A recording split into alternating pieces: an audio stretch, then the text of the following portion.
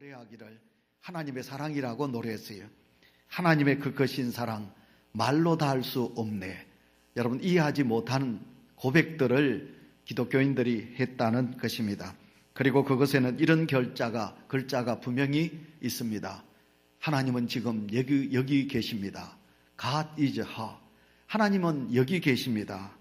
여러분, 어디 계시는가? 하나님은 내가 죽어가는 이 자리에 하나님은 계신다라고 이 유대인들이 고백했습니다. 자, 여러분, 이 모습을 보면서, 이 고백의 글들을 보면서 여러분 어떤 마음이 드시는가요? 뭉클한 마음이 드시는가요? 참으로 대단하다. 그런 고난과 슬픔 속에서도 하나님을 생각할 수 있다니 라는 그런 생각이 들 수도 있을 것입니다. 우리가 믿는 예수님은 이 땅에 생명을 살리러 오셨습니다. 믿으십니까? 그 영원한 생명입니다. 우리가 생각하면 여러분, 그 생명이 어떤 생명이냐? 지금 내가 나이가 먹어가는데 죽어가는 그 생명을 살리기 위한 것이 아니라 하나님의 나라에서 영원히 우리를 살게 하시는 그 생명을 위하여 우리 주님은 이 땅에 오셨습니다. 그래서 예수님은 공생애를 하시면서 공생애 중에 세 사람의 사람을 살리십니다.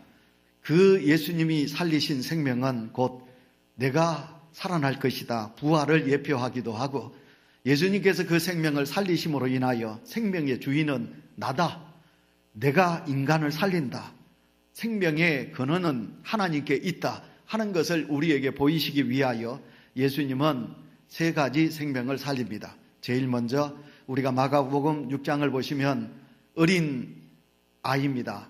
야이로의 딸, 그 딸을 살리신 사건이 나옵니다.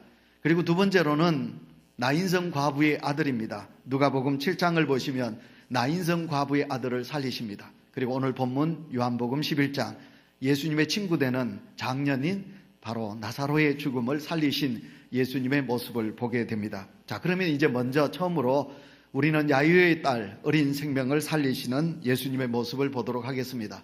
우리 마가복음 5장 22절부터 23절 우리 다 같이 읽습니다.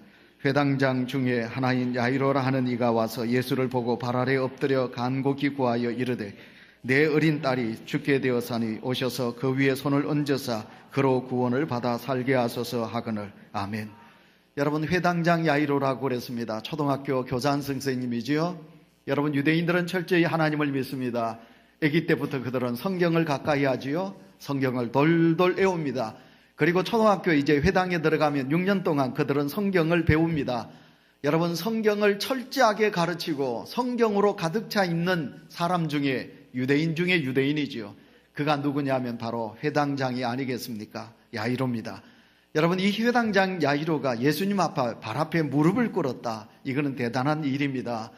여러분, 어린 생명이 죽어가요. 자기 딸이 죽어가요. 여러분, 자기 딸을 살리기 위해서 회당장이라는 권위를 다 내려놓아요.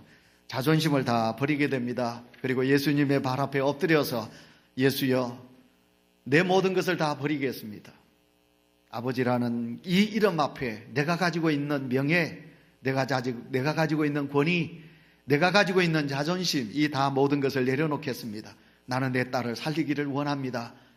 모든 사람들이 예수님 당신을 메시아라고 인정하지 않는다 할지라도 나는 예수 그리스도로 통하여 내 자식을 살리고 싶은 마음입니다. 그러니 예수여 오소서 내 딸의 머리에 손을 얹으시고 그리고 안수하여 주시사 내 딸을 살게 하여 주십시오. 야이로는 예수님 앞에 그렇게 간증하는 마음으로 머리를 숙입니다.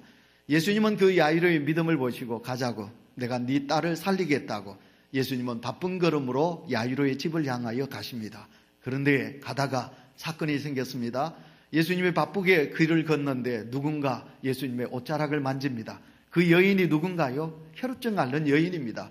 혈루증 앓는 여인이, 우리가 레위기 15장을 보시면 혈루증은 부정한 병입니다. 그래서 그 여인이 담대하게 예수님 앞에 와서 예수여, 내가 혈루증으로 죽어가니 나를 고쳐주십시오 할 그런 자격감이 없다고 생각했습니다. 나는 죄인이다. 나는 허물 많은 여인이다.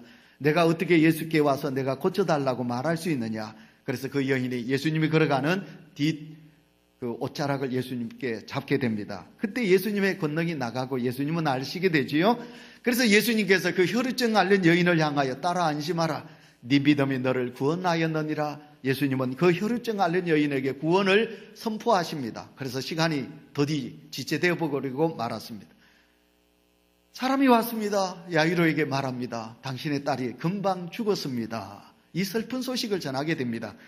여러분, 이 야이로의 마음이 어땠을까요? 자기의 모든 권위와 회당장이라는 모든 것을 내려놓고 예수 앞에 무릎을 꿇었는데 예수님이 그 혈루증 앓는 부정한 여인을 만난 것 때문에 내 딸이 죽었다. 원망할 수 있겠지요? 부정할 수 있겠지요?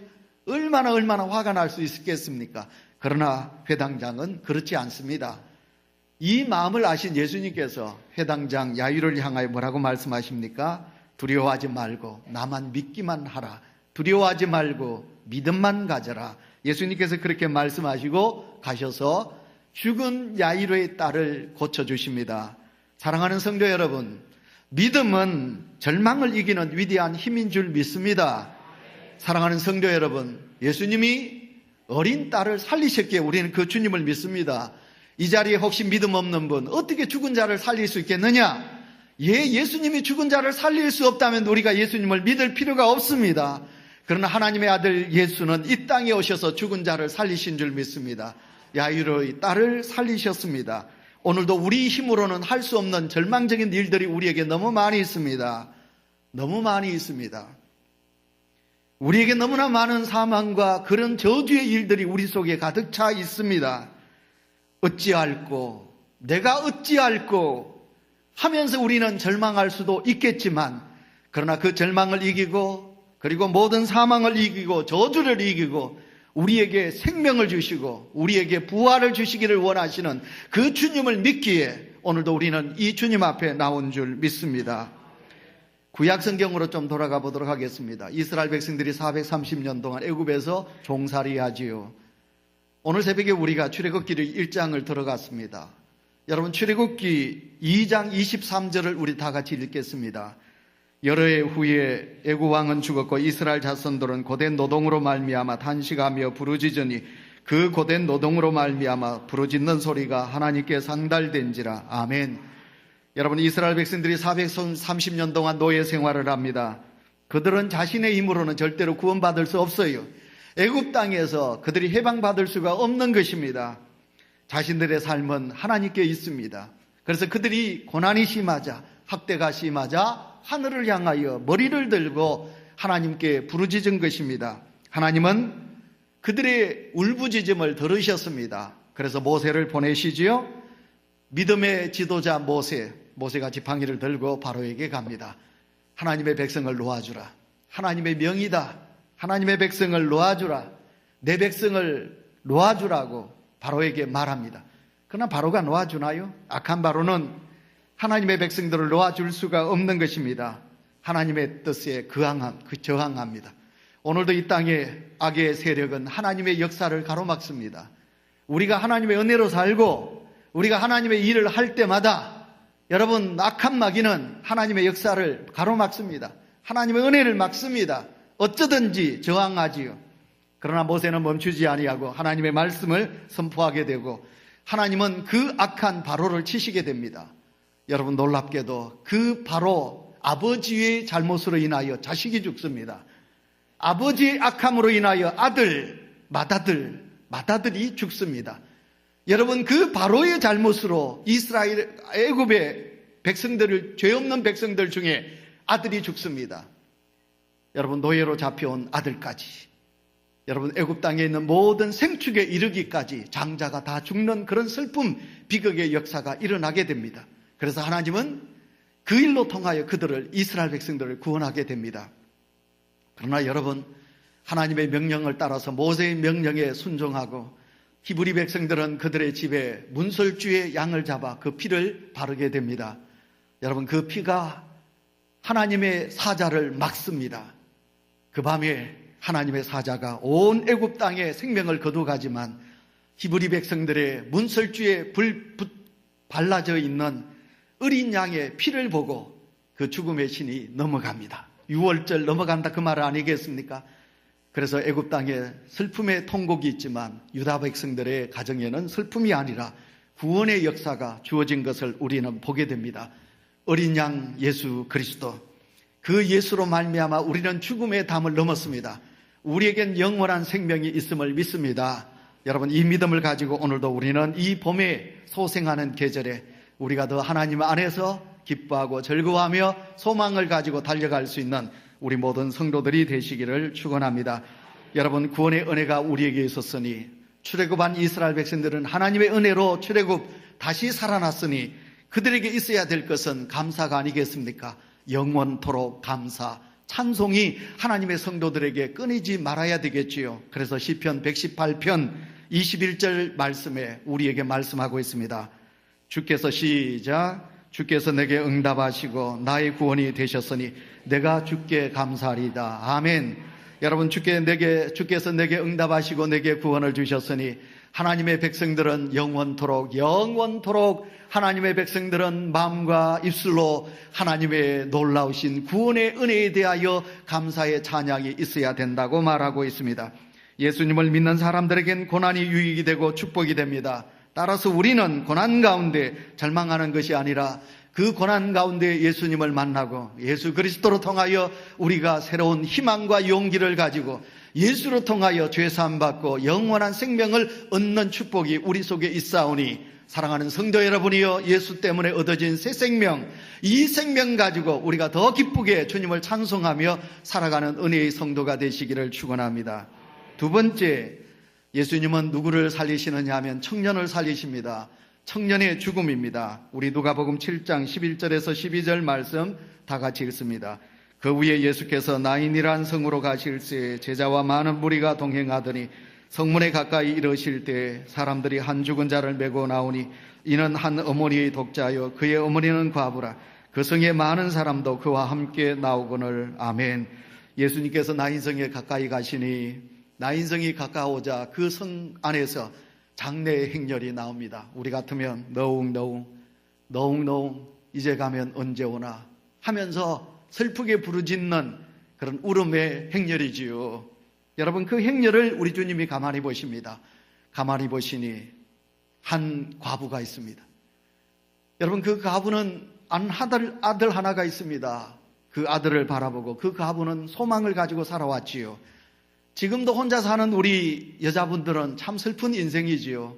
그러나 우리들보다 유대 땅에 살고 있는 과부는 더 슬픈 과부입니다. 왜냐하면 아랍 지역의 여자들은 어떤 것도 할 수 없습니다. 남자가 풀어주지 않으면 여자들은 굶어 죽게 되어 있습니다. 여러분, 그렇게 슬픈 인생인데 아들을 보고 지금까지 살았는데 그 하나밖에 없는 아들이 어떤 병인지 어떤 이유인지는 모르겠지만 그 아들이 죽은 거예요. 그 어머니가 얼마나 슬프겠습니까? 얼마나 슬플까요?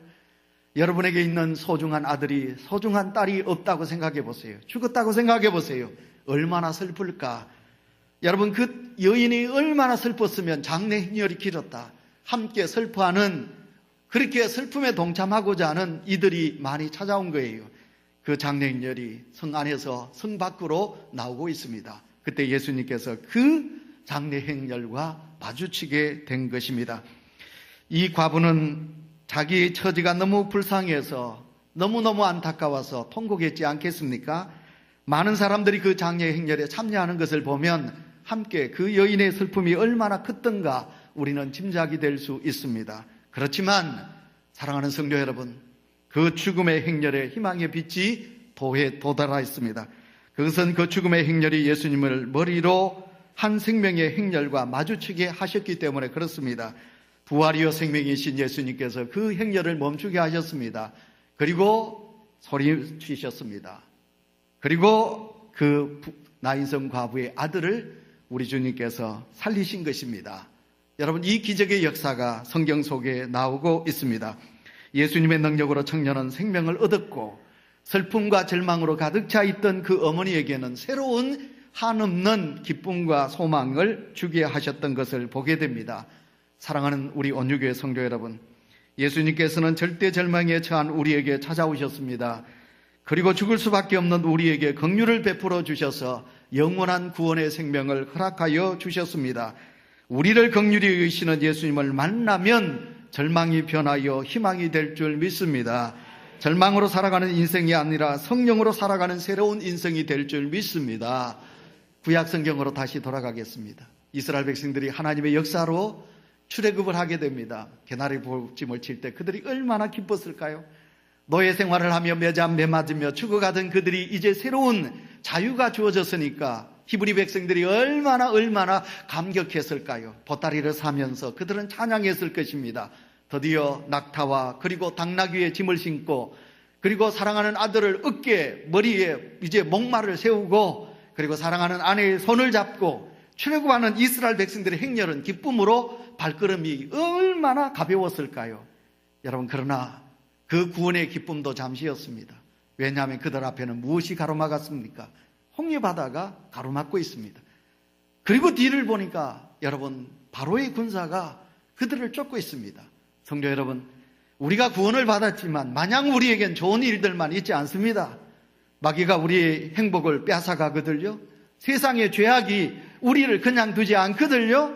그래서 믿음을 가지고 살지만 우리는 한때 기뻐하다가 한때 우리는 눈물 흘릴 때도 있고 한숨 지을 때도 있고 또 우리는 걱정에 무거운 짐을 질 때도 있는 것입니다. 여러분, 홍해바다가 이스라엘 백성들을 딱 막고 있습니다. 뒤에는 바로의 군사들이 따라오고 있습니다. 이스라엘 백성들이 한탄합니다. 왜 우리를 이곳까지 와서 우리를 수장시켜 물로 죽게 하느냐. 모세를 향하여 하나님을 향하여 원망합니다. 모세가 눈을 들어 하나님을 향하여 하나님 어찌하오리까? 여호와 하나님이여 구원은 자이신 아버지 어찌하면 되겠습니까? 모세가 하나님을 향하여 기도했습니다. 그때 하나님께서 모세를 시킵니다. 모세야, 네가 들고 있는 지팡이를 들고 바다를 쳐라. 여러분, 놀랍게도 바다가 갈라지는 역사가 있은 줄 믿습니다. 바다가 갈라졌습니다. 여러분, 가로막고 있던 절망이 여러분 새 길이 났습니다. 그들은 참 기쁘게 그 바다를 건넜습니다. 그리고 따라오던 모든 바로의 군사들이 그 물에서 수장되게 됩니다. 누가 시켰나요? 하나님을 찬양하자고. 미리암이 선창을 합니다. 모세의 누이 미리암이 선창을 하니 그 200만의 모든 이스라엘 백성들이 누가 시키지 않아도 감격하며 함께 살아계신 하나님을 찬송합니다. 우리 하나님은 것입니다. 우리 하나님은 살아계십니다. 그 탄자와 마병을 저 물에 수장시키셨습니다 하면서 모든 이스라엘 백성들이 춤을 추며 하나님을 찬양하는 놀라운 역사가 있게 됩니다. 구원받은 사랑하는 성도 여러분, 믿음의 삶을 살지만 우리에게 어려움과 고난이 온다 할지라도 생명의 주인이신 우리 하나님을 부정하지도 마시고 여러분이 작은 장애 앞에 하나님을 실족하게 하는 자리에도 서지 마시고 믿음의 길을 온전하게 달려갈 수 있는 은혜의 성도가 되시기를 축원합니다. 자, 마지막 세 번째, 오늘 본문의 말씀입니다. 청년 장년의 죽음입니다. 나사로의 죽음입니다. 17절 우리 다 같이 읽습니다. 예수께서 와서 보시니 나사로가 무덤에 있은지 이미 나으리라. 아멘. 예수님께서 베다니에 살고 있는 나사로 집에, 마리다 집에 자주 가셨어요. 예수님의 친구니까, 예수님이 인성을 가지신 분이니까 인성을 가지셨기에 예수님도 외로우셨고 예수님도 힘드셨고 예수님도 스트레스 받으셨어요. 그래서 예수님은 그때마다 위로자 누구에게 찾아갔냐면 베다니에 살고 있는 나사로 집에 찾아갔어요. 근데 그 나사로가 죽었다, 병이 들었어요. 그래서 마리다와 마리아는 예수님이 오시면 내 오라버니가 죽지 않는다, 그래서 사람을 보내서 예수님을 오라고 그랬어요. 우리 같으면 달려가죠, 그죠? 왱왱왱 하면서 비상 깜빡이 틀고 달려가야지. 왜? 내 사랑하는 친구가 죽어가니까 달려가야 되는데 어떤 연유인지 예수님은 더디 가셔요. 죽은 지 나흘이나 되었어야 예수님이 그곳에 가시게 되었어요. 그때 여러분 오늘 성경 25절 26절 다 같이 읽습니다. 시작. 예수께서 이르시되 나는 부활이요 생명이니 나를 믿는 자는 죽어도 살겠고 무릇 살아서 나를 믿는 자는 영원히 죽지 아니하리니 이것을 내가 믿느냐. 여러분, 예수님께서 마르다와 마리아의 눈물과 믿음이 없음을 불쌍히 여기셨어요. 그리고 예수님께서는 그들에게 다시 한 번 더 야이로에게 믿음으로 보라고 말씀하여 주셨듯이 예수님은 이들에게 믿음으로 보아라. 믿는 자는 부활을 생명을 얻는다. 예수님께서는 말씀하셨어요. 39절에 여러분 장례되어 있는 장사 지낸 여러분 그들을 향하여 예수께서 이르시되 돌을 옮겨 놓으라 말씀하여 주셨어요. 43절 44절로 넘어가 보시겠습니다. 이 말씀을 하시고 큰 소리로 나사로야 나오라 부르시니 죽은 자가 수족을 배로 동인 채로 나오는데 그 얼굴은 수건에 쌓였더라. 예수께서 이르시되 풀어놓아 다니게 하라 하시니라. 다 같이 아멘. 예수님께서 그 죽은 나사로를 향하여 나오라, 나오라, 죽은 자여, 내 친구 나사로야, 그 무덤에서 나오느라. 예수님께서 그렇게 말씀하여 주셨습니다. 자, 여러분, 오늘 제가 세 개 본문을 여러분에게 죽은 자의 이야기를 했습니다. 나사로, 제일 먼저 야일의 딸, 살아있었어요. 병들었어요. 근데 여러분, 예수님이 지체함으로 인하여 그 딸이 죽었어요. 예수님께서 이 회당장을 향하여, 야일을 향하여 믿음으로 보라. 예수님께서 그 야일의 딸을 살리셨어요. 예수님께서 여러분, 나인성 과부의 아들을 만나게 돼요. 죽은 지 이미 지났어요. 여러분, 관에 넣어서 장례 행렬이 나와요. 예수님께서 그 관에 손을 대시고 죽은 자를 일으켜 세우십니다. 청년아, 일어나라. 그랬더니 그 청년이 일어나요. 그럼 지금은 이제 더 시간이 더 지체됩니다. 나사로가 죽은 지 나흘이에요. 그는 장례를 쳐서 관 속에 들어갔고 무덤 속에 갇혔어요. 무덤을 막고 있는 그런 큰 돌이 있어요. 예수님께서는 그 무덤에 돌을 옮겨 놓으라. 그리고 예수님께서 외치셔요. 무덤에 있는 나사로야, 나오라. 그랬더니 그 나사로가 살아서 나오게 된 줄 믿습니다. 성도 여러분, 우리의 눈에는, 우리의 머리로는 이게 불가능한 거예요. 그러나 우리 주님은 하셨어요. 인간의 몸으로, 인간의 생각으로는, 이치로는 불가능해 보이지만, 그러나 우리가 주님을 만날 때, 내가 할 수 없는 불가능한 문제를 가지고 내가 주님을 만날 때, 그때 주님으로 통하여 내 불가능한 문제가 해결될 줄 믿습니다. 여러분, 이스라엘 백성들이 홍해를 건넜고, 이스라엘 백성들이 광야길을 걸었고, 그리고 이스라엘 백성들이 드디어 요단강을 건너서 하나님께서 허락해 주신 가나안 땅에 들어가게 되는 것을 보게 돼요. 자, 사랑하는 성도 여러분, 오늘도 우리가 믿음으로 저 천성을 향하여 나아갑니다. 우리를 막고 있는 여러 가지 많은 장애물이 있습니다. 그러나 여러분, 슬픈 일도 참 많이 있을 수도 있습니다. 죽음 앞에서 우리가 무엇을 할 수 있겠습니까? 93장 찬송은 우리 장인어른이 가장 좋아하는 찬송입니다. 저는 이 93장을 부르실 때마다 우리 장인어른이 생각납니다.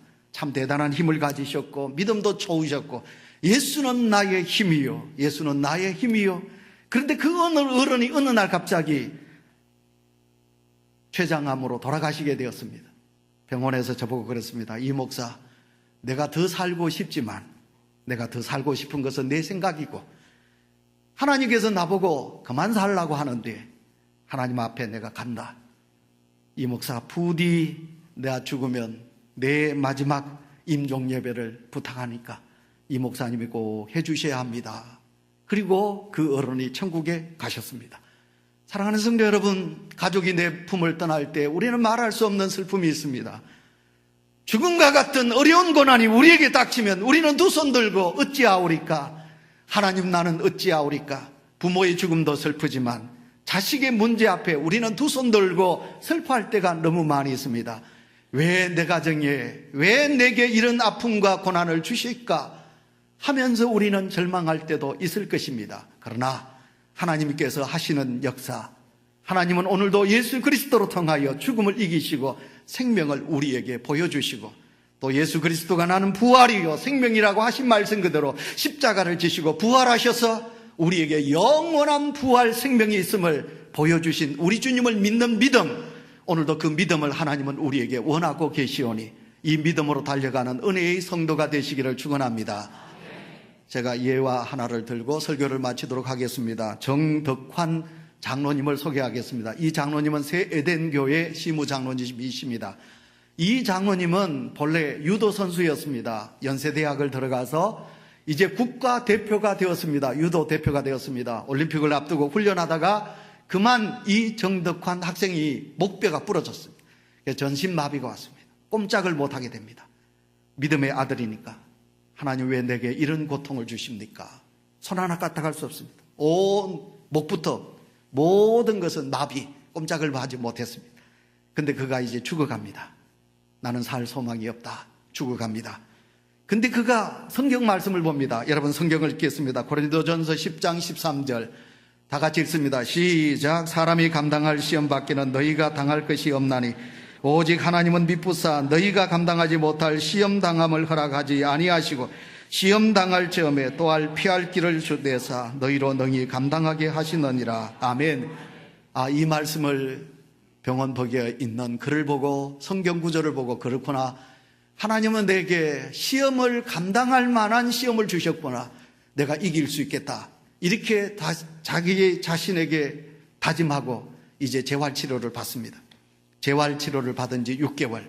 드디어 손가락이 움직이기 시작합니다. 그리고 발가락이 움직이기 시작합니다. 그리고 이제 휠체어에 앉을 수 있는 그런 몸이 되었습니다. 그리고 그는 이제 하나님 앞에 기도합니다. 하나님, 내가 이제 온전한 몸은 아니지만 그래도 내가 말할 수 있고 그리고 이제 전동 휠체어를 타고 내가 다닐 수 있으니 내가 하나님의 역사를 이루겠습니다. 이 대한민국에는 장애인이 참 많은데 내가 장애인을 위하여 일하겠습니다.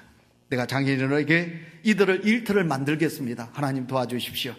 그래서 이 정덕환 장로님은 재활인을 위해서, 장애인들을 위해서 장애인 일터를 만들게 됩니다.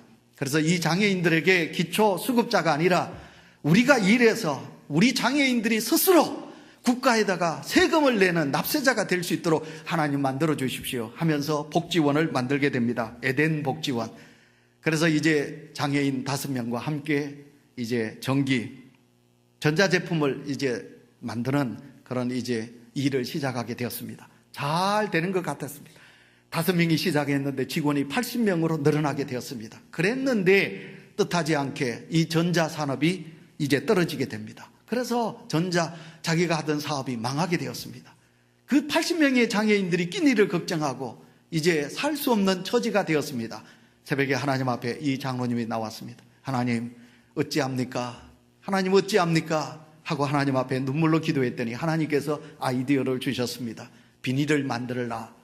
그래서 하나님이 주신 아이디어를 가지고 비닐 제품을 만들게 됩니다. 여러분, 그때 당시 우리나라가 여러분 이 휴지 종량제 이걸 시작할 때가 그때였습니다. 그래서 이 쓰레기를 위하여 비닐을 만들었는데 너무 잘 만드는 것입니다. 그래서 그것을 가지고 서울시청에 찾아가고 우리나라 서울시에 있는 25개 구청에 찾아가서 그것을 납품했습니다. 그래서 그 납품이 허락이 되고 그리고 구청과 36개 자치단체에 이 비닐을 보내게 되었습니다. 회사가 엄청나게 일어나게 되었습니다. 에덴 복지단체는 장애인들의 시설 11개가 만들어지게 되고 놀랍게도 그 곳에 공장에 490명 여러분 장애인들 496명의 장애인들이 일을 하고 1년에 연매출 250억 원의 연매출을 올리는 놀라운 그런 회사로 발전하게 된 것입니다. 이 정덕환 장로님은 휠체어를 타고 다니면서 교회들마다 다니면서 간증을 하고 있습니다. 그 간증을 들어보면 이렇습니다. 제 삶은 엄청난 사고를 당하지 않았다면 저는 평범한 운동선수로 아니면 그 운동을 끝마치면 코치나 아니면 교수가 되었을런지는 모르겠습니다. 그러나 저는 이제 나이가 70이 넘었지만 제 의식과 생각은 젊고 생기에 넘칩니다. 의욕과 투지에 불타고 있어 정상인보다 더 많은 스케줄과 강연 업무를 소화하고 있습니다.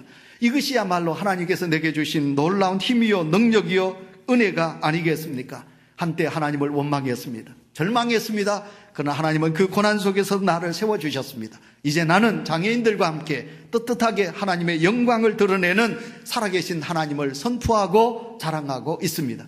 내게 기적을 주신 하나님, 여러분에게도 그 하나님의 기적이 있을 줄 믿습니다 라는 간증을 하고 있습니다.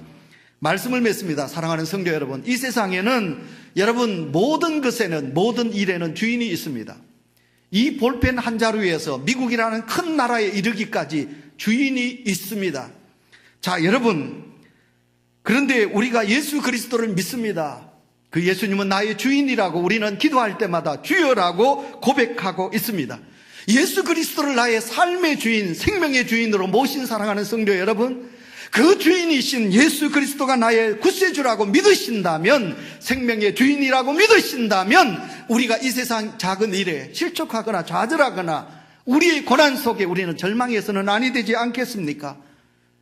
제가 죽음에 대한 이야기를 3가지 이야기를 했고 우리 장인어른의 이야기도 했습니다.